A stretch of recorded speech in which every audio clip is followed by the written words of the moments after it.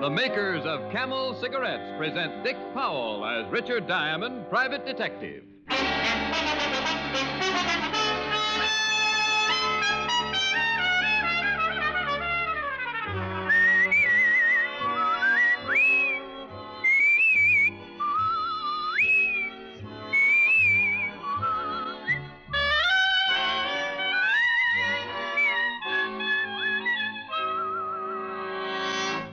Here's a question that was asked of 113,597 doctors in a nationwide survey a few years ago. What cigarette do you smoke, Doctor? The brand named most was Camel. Again and again since then, a cross-section of America's doctors has been asked that same question. And again, every time, the brand named most has been Camel. Yes, according to repeated surveys, more doctors smoke Camels than any other cigarette.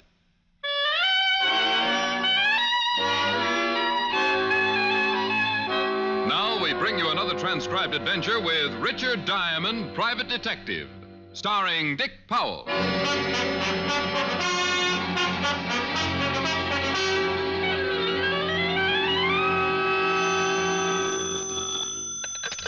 Diamond Detective Agency. Our fee deductible on next year's income tax. Richard Diamond, private deduction speaking. I beg your pardon? Sorry, it's much too wordy to go over again. Yes. Mr. Diamond, this is Fred Lane speaking. You once did a job for a friend of mine. Well, if your friend wants his money back, tell him I've already spent it. Oh, no, nothing like that. He recommended you. Well, will wonders never cease? I'd like to hire you, Mr. Diamond. May I inquire as to your fee? You may. $100 a day in expenses. Oh, well, that is rather steep. But I think I can manage. Spoken like a true millionaire, Mr. Lane. I live at 1482 Riverside.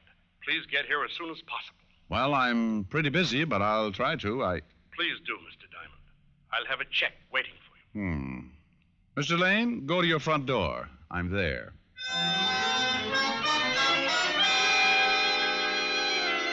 People who promise to have checks waiting are people for whom Diamond loves to work. I went downstairs, picked up my car, and drove to the address on Riverside. Rang the doorbell, the door opened. Then my blood pressure started doing push-ups. She was tall, blonde, and wore a dress that would have even been banned on television. You must be Mr. Diamond. Well, how can you tell? Don't other men drool? Come in, please. Fred's expecting you. Fred? Mr. Lane, my husband. Oh. This way, please. Fred's in the den. I do hope you'll be able to help us, Mr. Diamond. Well, so do I. Mrs. Lane, what seems to be the trouble? I'll let Fred explain to you. This whole business has got me rather upset. It's in here. Fred, Yes? Mr. Diamond's here. Oh, good. Come in, Diamond. Come in. I'll be upstairs, Fred. Of course, dear. Sit down, Mr. Diamond. Thank you. Ah, you got here in a hurry. You're certainly true to your word, sir. Well, I owe it all to my Boy Scout training. Well, here, as I promised, check. Good. Now that we're both men of our word, let's make with some more words. Why do you want to hire me, Mr. Lane? It's about my wife, Mary. She's being blackmailed, Mr. Diamond. Oh, I see. It's been going on for a month now. Finally, last night she broke down and told me all about it. All about what, Mr. Lane? Why is she being blackmailed? She made a few mistakes before I met her. No reason to go into that now, but the blackmailer knows all about those mistakes. You speak as if you knew who the blackmailer was, Mr. Lane. I do. Perhaps I should clarify that a bit, however. I don't know the man personally, but Mary tells me he was a classmate of hers during her college years. Mm-hmm. She told me his name was Louis Dixon and that he was staying at the Brewster Hotel on 35th. I went there this morning to have it out with him. And? He checked out last night. Huh. Mr. Lane, I still don't see why you hired me. Now that your wife's told you about the blackmail, you could just report it to the police. Next time this Dixon guy calls, they'd nab him. I'm not interested in turning him over to the police, Mr. Diamond. I don't quite follow you. I'm only interested in seeing that he doesn't bother Mary anymore. When you locate Dixon, let me know. I intend to give him a thrashing he'll never forget. That's letting a blackmailer off pretty easy, Lane. Perhaps, but if we prosecute, well, publicity and all, I think Mary's gone through enough. Like I say, all I'm interested in is seeing that he doesn't bother her anymore. Call me about 5 and let me know what progress you made. Good day, Mr. Diamond, and good luck. And that was that. Go find a blackmailer, Diamond, so your client can beat him up. Screwy? You bet. But the $100 check in my pocket made up for my own feelings on the case, and I set out to find one Louis Dixon blackmailer. Lane seemed to think Dixon would have a record, and if he was right, Lieutenant Walt Levinson could give me a lead. It was almost noon when I parked in front of the 5th Precinct and walked into Walt's office. Well, hello, Ricky boy. Pull up a chair. Just in time to watch me finish my lunch. Oh, you are so generous, Walter. No thanks. No thanks what? No thanks. I won't have a piece of your pie.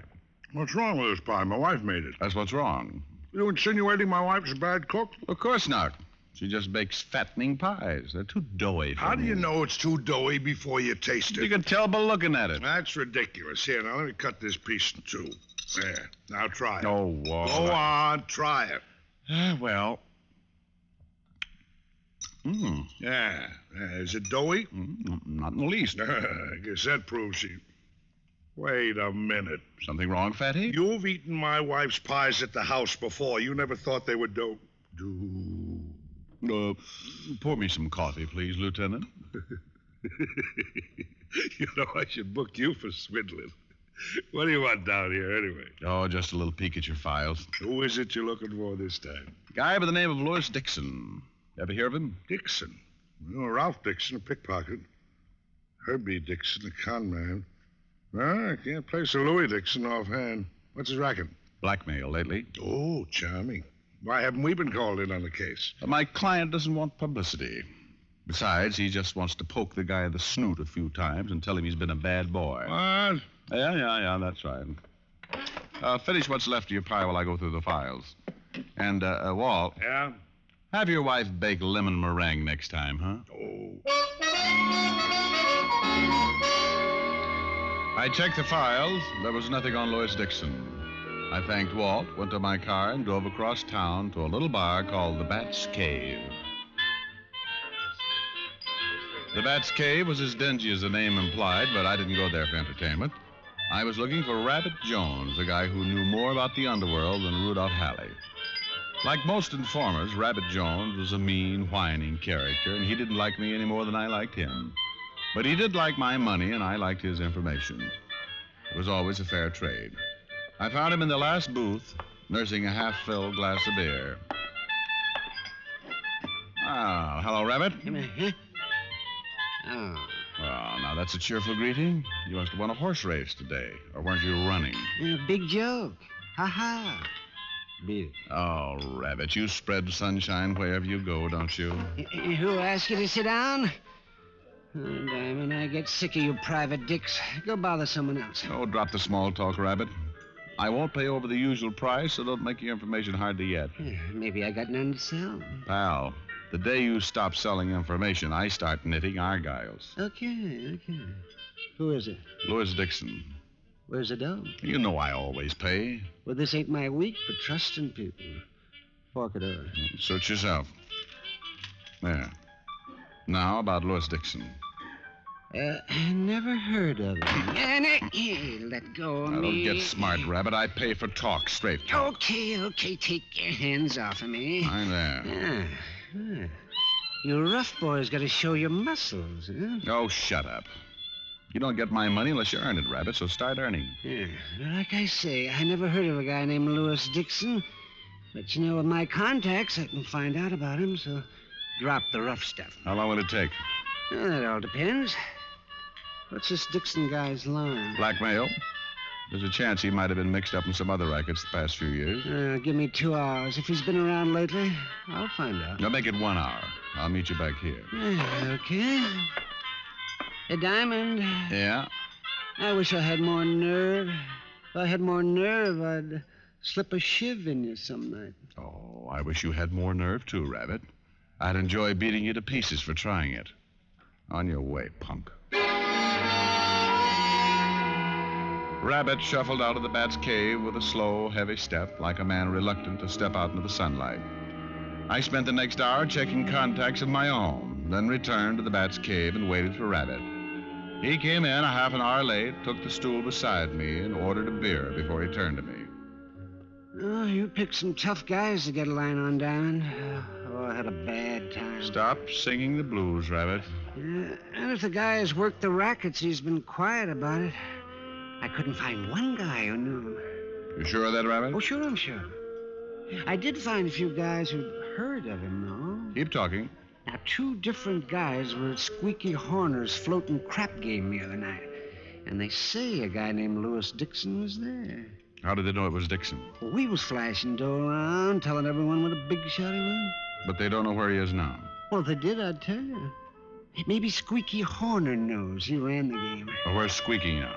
When the game folds for a few days, Squeaky hangs out around a penny arcade at 3rd and Chestnut. I know the place. Well, then go and talk to him. And let me drink my beer in peace. I passed a few more insults with Rabbit as I paid a check, then drove to the penny arcade, 3rd and Chestnut. Squeaky Horner was hunched over a pinball machine, and when he saw me, his eyes lit up like the tilt sign. Ricky Diamond, hey. How you been, Rick? No, not bad, Squeaky. You? Great. Hey, look at that score. Got a nickel? Oh, sure, here. Thanks. What brings you down here, Ricky? I understand a guy named Louis Dixon was at your game a few nights ago. Hey, Rick, there's a lot of boys drop in from time to time. It's hard... you say Dixon? That's right. Yeah, I remember him, a blowhard. Every time he rolled a dice, he said, Louis Dixon's the best crap shooter in town. Prove it, Dice. That's what he said. You ever seen him before, Squeaky? Let me see. No, he was a stranger. I got a good memory for faces. This boy I never seen before. Oh, great. Was he with anyone you might know? I'm afraid not, Rick. He come alone and he left alone. Wish I could help you, though. Thanks, anyway. Thank you for the nickel. Man, hey, look at that score go up. Squeaky's score was running very high, but mine was still 0. So far, not one definite lead as to the whereabouts of Louis Dixon. I spent another half hour combing the known informers, but to no avail. A little after 5, I went to a phone booth and called my client, Fred Lane.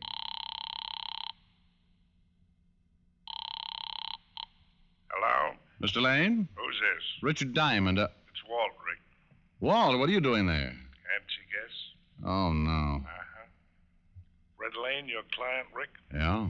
Better get over here right away. You are now unemployed. Lane? That's right. Murdered.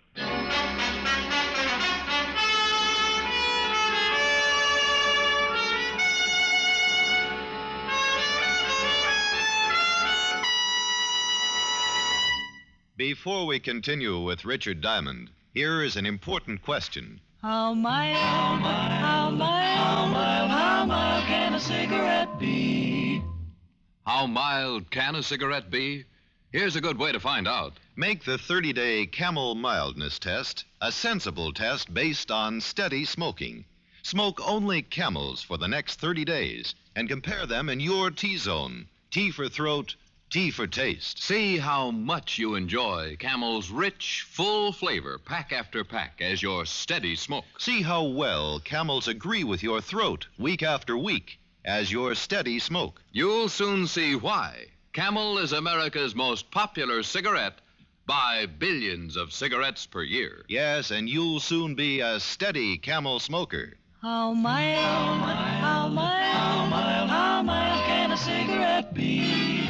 Make the Camel 30-day test and you'll see. Smoke Camels and see. And now, back to Richard Diamond, Private Detective, starring Dick Powell.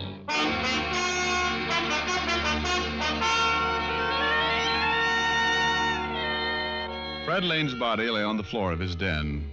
There was a letter opener lying beside the body, and it fit the hole in his back. Tomorrow morning's paper would carry Fred Lane's obituary. It would tell where he was born, what he did with his life, and when he died. But it wouldn't tell who killed him. And that's what I wanted to find out. Looks like you really put up a fight, Rick? Yeah, the room's torn up a lot. Who did it, Walt? Louis Dixon, the guy you've been out looking for. Do you have him? Mrs. Lane gave us the information. Seems Dixon came here to the house about 2 hours ago. He wanted more dough from Mrs. Lane. Pretty nervy to come right here. Yeah. Guess she figured Lane might be out. Anyway, Mrs. Lane called her husband. Fred came in, invited Dixon into the den for a talk, and sent Mrs. Lane upstairs. Oh, well, that fits. Lane starts beating up Dixon. Dixon grabs the letter opener and kills Lane. That's the way it figures. Mrs. Lane said she heard the struggle, but her husband had told her to stay in her room, and then she heard Dixon run out, so she came down and found the body and called us. Did you get the prints off the letter opener? No. Miss Lane said Dixon was wearing a pair of gloves when he came in. Chances are he never took them off. Oh, that's great. Well, Fatty, I hope you have more luck picking up Dixon than I had. Nobody around town seems to know him. Well, Miss Lane gave us a good description. I put out an APB. What about you? You still on the case? I was about to give it up when I phoned. But I can keep going as long as my legs hold up. Good. I'd like to nab this Dixon guy as quick as possible. Me too, Walt. I don't like people to go around killing my clients. Just isn't good for business. The boys were taking a body down to the morgue as I left. It looked like a hard day for my shoe leather. The only thing I could do was keep pounding the pavement in search of someone who knew or had known Louis Dixon. Cigarette stands, boogie joints, cheap boarding houses, nothing. Down to the Bowery, missions, small bars, guys on the corners. Louis Dixon? Yeah, never heard of him. And so it went. I headed back for my office in the comfort that comes when you sit in a chair with your feet on the desk. But when I reached the entrance of the office building, Squeaky Horner was standing there waiting for me. Hey, Ricky, where you been? I've been waiting here a long time, almost an hour. Oh, what's on your mind, Squeaky? You still looking for Louis Dixon? That's a silly question. Why? Because I seen him about an hour and a half ago. Are you sure? Sure, I'm sure. I got a good memory for faces. After I leave the arcade, I'm walking up 3rd and I see him. Big as life. Where is he now? I tail him, see? He goes into Henry's flop house. He's staying in one of Henry's rooms. Not in a hall like most of the guys. He's under another name. What name, Squeaky? Jack Layton. You want I should take you to the place, Ricky? Yeah, Squeaky. I want that you should.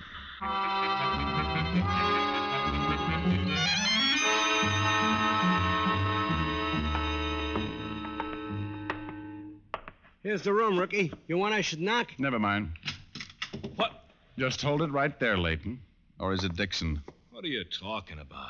What's the idea of busting in here like this? What about it, Squeaky? Is he the guy? No doubt about it, Ricky. He's the same guy who was at the game a few nights ago. What game are you talking about? I never seen you before in my life. All right, Squeaky. I can take it from here. Thanks a lot. Anytime, Ricky. Hey, what gives anyway, bud? Suppose you tell me, Dixon. Why do you keep calling me Dixon? The name's Jack Layton. Well, we'll see about that. There's one person who should be able to identify you for sure.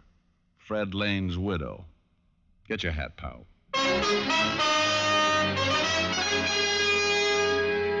Well, it looked like the end of a hard day. I forced Layton, or Dixon, outside and into my car. Then we drove to the Lane house on Riverside. The police had left, and Mrs. Lane was alone. I took my man inside, and Mrs. Lane looked at him closely. I knew it would be just like the movies. She'd point and say, "That's him. That's the man, Mr. Diamond." I'm sorry, Mr. Diamond. What? I've never seen this man before in my life. This, dear children, is the story of why a detective gets ulcers. But as I was driving Layton back toward town, I began thinking. Squeaky Horner had never been wrong about a man before. And why had Dixon been so hard to locate? I hadn't been able to turn up one man who knew him. So instead of driving Layton back to his room, I drove to the Brewster Hotel, where Lane said Dixon had been registered for a week. There it was a different story. The desk clerk positively identified Jack Layton as the man who had registered as Louis Dixon. At last, things began to shape up.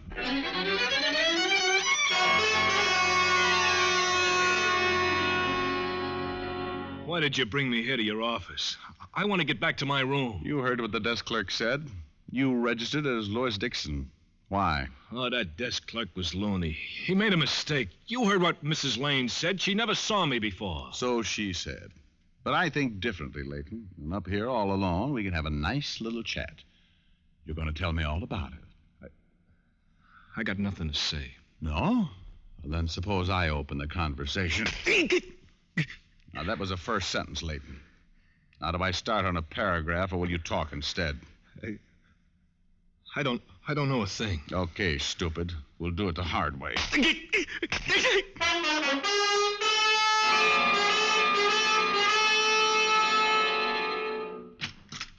Yes?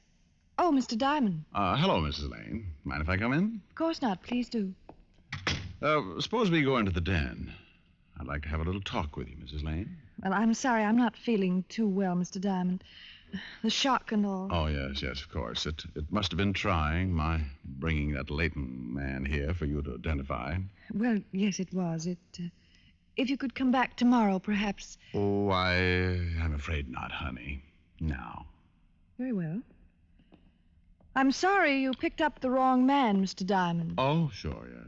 That's funny. 2 other people swore he was the man known as Louis Dixon.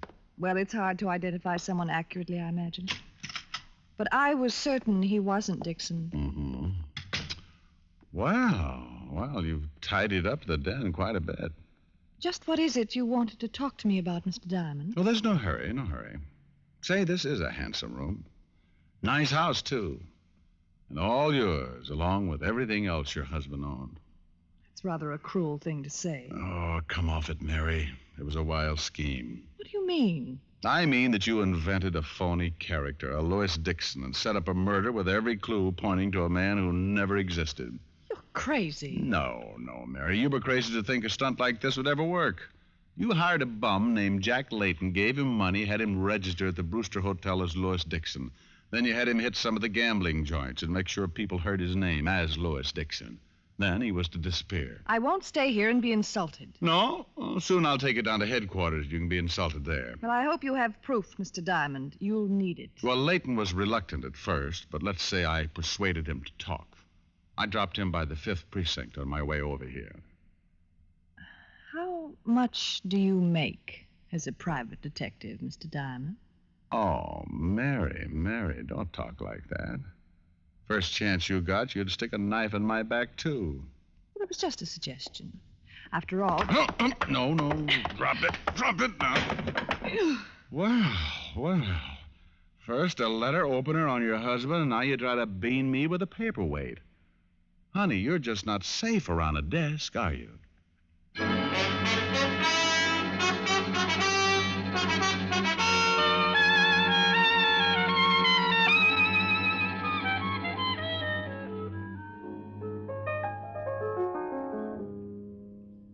Rick? Yes, Helen, dear? I've been thinking. Show off. No, really. I think you should put your business on a more dignified level. You don't say. You should try and attract a higher type clientele. Oh, I don't know. This Lane fellow I work for today was no slouch. But what happened to him? He got killed. That's the trouble with your cases. They're too dangerous. If you don't get into trouble, your clients do. True. You should concentrate on more simple cases for wealthy clients, like divorce cases and inheritance claims. Oh, great. Maybe I should even carry a powder puff in my shoulder holster. All right, so it wouldn't be as exciting. Get the same fee and you wouldn't get so many black eyes. Then I couldn't come here to you for sympathy, dear. Rick, I'm serious. Okay, honey, okay. Now tell me, just how do I go about attracting a higher type clientele, as you put it? Well, you start off by putting on a more pretentious front. Meaning I eat more? Meaning you act a little more dignified. Well, do go on, Miss Asher. You should also have someone at the office to answer the phone for you. Oh, Helen, it only rings once or twice a day. I think I have enough strength to pick up the receiver that often. Well, it's strictly for appearances. Oh, I see. Anyone in mind for the job? Well, I have a lot of free time. Well, fine, dear, fine. I'm glad it's free. I should be able to afford that. And then after we build up the business... Rick, are you listening? Oh, sure, baby, sure. You are not. You're just waiting for me to take a pause so you can sneak in a song. Oh, honey, how can you be so suspicious? But, since you did bring up the matter... I should have known better. Oh, live and learn, dear, live and learn. If they ask me, I could write a book about the way you walk and whisper and look. I could write a preface on how we met, so the world would never forget. And the simple secret of the plot is just to tell them that I love you a lot. Then the world discovers, as my book ends, how to make two lovers of friends.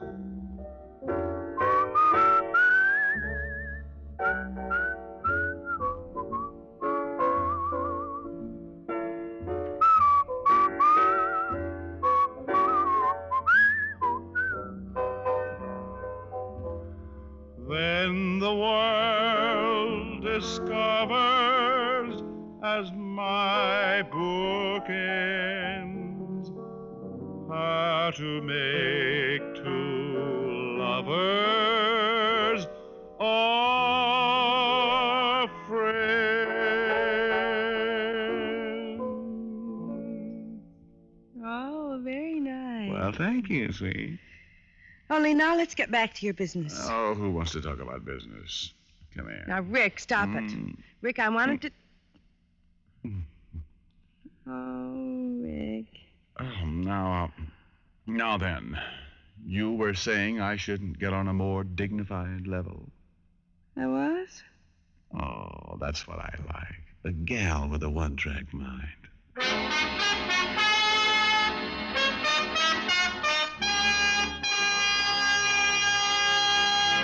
Dick Powell will return in just a moment. What's America's most popular cigarette? Camel is in the lead by billions of cigarettes per year. One reason is that America's smokers have found out how rich, how flavorful Camels are, pack after pack. Another reason is that America's smokers have discovered how well Camels agree with their throats week after week. Are you smoking the cigarette America enjoys most?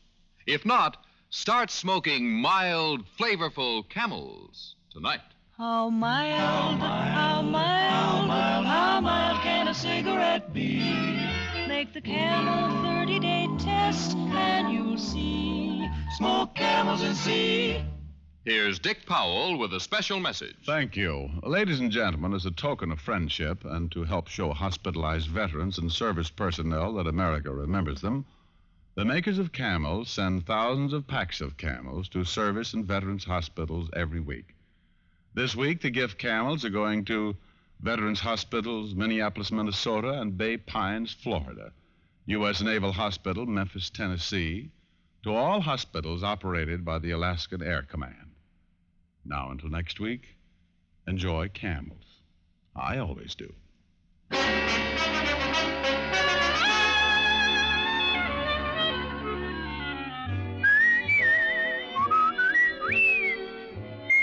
Tonight's adventure of Richard Diamond was written by Dick Carr with music by Frank Worth. Virginia Gregg was heard as Helen Asher and Alan Reed as Lieutenant Walt Levinson. Others in the cast were Benny Rubin, Mary Jane Croft, Howard McNear, and Peter Leeds. Richard Diamond, Private Detective, is transcribed in Hollywood by Jaime del Valle.